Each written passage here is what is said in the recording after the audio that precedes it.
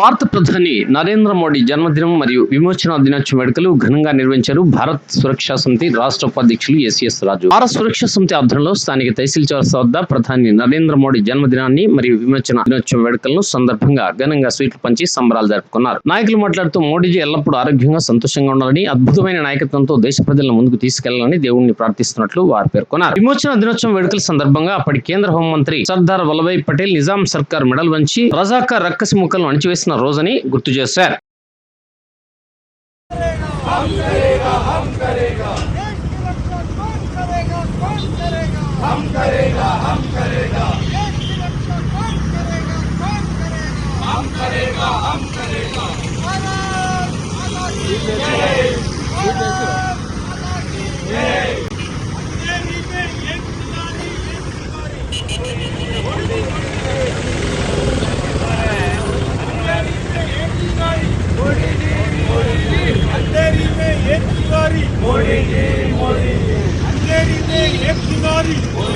जय जय भारत माता, जय जय भारत माता।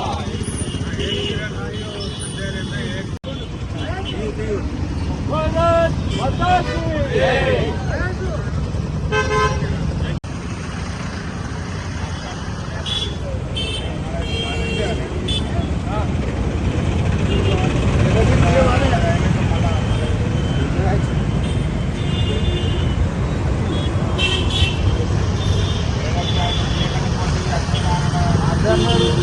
విమోచన దినం రెండు యాదృచ్ఛికంగా కలిసి రావడం మనం సంతోషకరమైనటువంటి విషయం.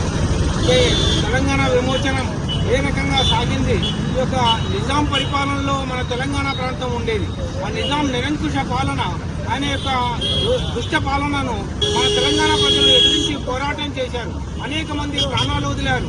ఈ యొక్క తెలంగాణ నిజాం నుంచి విముక్తి పొందడానికి కోసం ఒక స్వాతంత్ర సమర పోరాటం ఈ తెలంగాణ ప్రాంతంలో విజృంభించినప్పుడు ఈ యొక్క అనేక మంది ప్రాణాలను వదిలారు. ఇప్పుడు పరకాలలో ఒక స్మారక స్థూపం కూడా నిర్మించడం జరిగింది. ఈ యొక్క తెలంగాణ కోసం, విముక్తి కోసం సర్దార్ పటేల్ ఆ రోజు మన యొక్క దేశ సైన్యాన్ని ఇక్కడికి పంపి ఈ యొక్క నిజాంను మెడల్ వంచి ఈ యొక్క తెలంగాణ ప్రజలకు స్వాతంత్రాన్ని లభింపజేశాడు. ఆ సందర్భాన్ని మనం ఈరోజు స్మరించుకోవడం అనేది మనం గర్వించదగినటువంటి విషయం.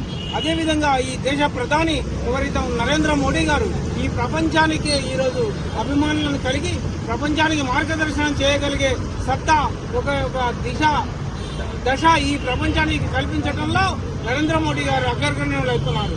కనుక అట్టి ప్రధాని యొక్క జన్మదినం జరుపుకోవడం కూడా మన కార్యకర్తలుగా, మన యొక్క నరేంద్ర మోడీ గారి అభిమానులుగా మనం ఈరోజు జరుపుకోవాల్సిన అవసరం ఉంది.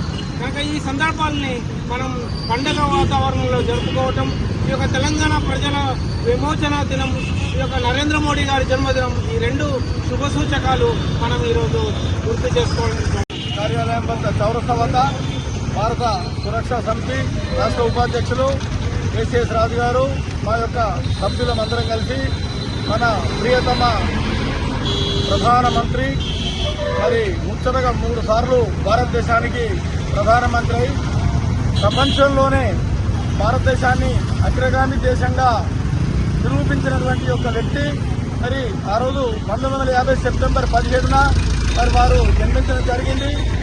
అతను యువకుడిగా ఉన్నప్పుడే తను విద్యాభ్యాసం చేసినప్పటి నుంచి ఆర్ఎస్ఎస్లో ముఖ్య పాత్ర పోషించి తనదైనటువంటి ఒక శైలిలో వ్యూహ రచనలతో భారతీయ జనతా పార్టీ ఎల్కే అద్వానీ గారి యొక్క నాయకత్వంలో కేశుభాయ్ పటేల్ మిగతా అగ్రనాయకులతో అత్యంత తక్కువ సమయంలో సాన్నిహిత్యం ఏర్పాటు చేసుకొని మరి భారతీయ జనతా పార్టీని ఈ దేశంలో అంచెలంచెలుగా ఎదిగించినటువంటి వ్యక్తి. పార్టీని పటిష్టం చేసి అద్వానీ గారు చేసినటువంటి రథయాత్రకు మరి తనే బాధ్యత తీసుకొని దాన్ని విజయవంతం చేయడం జరిగింది. మురళీ మనోహర్ గారు చేసినటువంటి అందరికీ కూడా మోడీ గారే నాయకత్వం వహించి దాన్ని విజయవంతం చేసిన నేపథ్యంలో ఆయన ముందు వరుసలో ఉండి అగ్రనాయకత్వాన్ని ఆకర్షించి అత్యంత త్వరలోనే గుజరాత్ ముఖ్యమంత్రిగా, తర్వాత భారతదేశానికి మొదటిసారి, రెండోసారి, మూడోసారి కూడా ప్రధానమంత్రి చేయడం జరిగింది. వారిని దీంతో పాటుగా మనము 17 తెలంగాణ విమోచన దినోత్సవం కూడా ఈరోజు జరుపుకుంటున్నాం. ఈ రెండు ఒకేసారి రావడం అనేది సంతోషకర విషయం. మరి ఆనాడు నిజాం ప్రభుత్వం సంబంధ హస్తాలలో ఉన్నటువంటి తెలంగాణ ప్రజలు ఎన్నో హింసలకు దాడులకు గురై స్వేచ్ఛా స్వాతంత్రాలు లేకుండా జరిగిన సమయంలో సర్దార్ వల్లభాయ్ పటేల్ గారు హోంమంత్రిగా ఉండి అప్పుడు సైన్యాన్ని పంపించి నిజాం ప్రభువు యొక్క మెడలు వంచి మనకు ఈ యొక్క తెలంగాణ స్వాతంత్రాన్ని ఏర్పడడం జరిగింది. తర్వాత మరి మనందరం కూడా అన్ని వర్గాల వారు కూడా ఎంతో మంది అమరులై ప్రాణత్యాగం చేసి ప్రత్యేక తెలంగాణను సాధించుకొని తెలంగాణ ప్రజల యొక్క స్వేచ్ఛా స్వాతంత్రాల కోసం ఏర్పడినటువంటి ఒక దినం మరి ప్రజాపాలనగా పేరు పెట్టడం జరిగింది. ఈ ప్రభుత్వం కూడా ఈ 5 సంవత్సరాల్లో మన దగ్గర ఉన్నటువంటి యొక్క రైతాంగాన్ని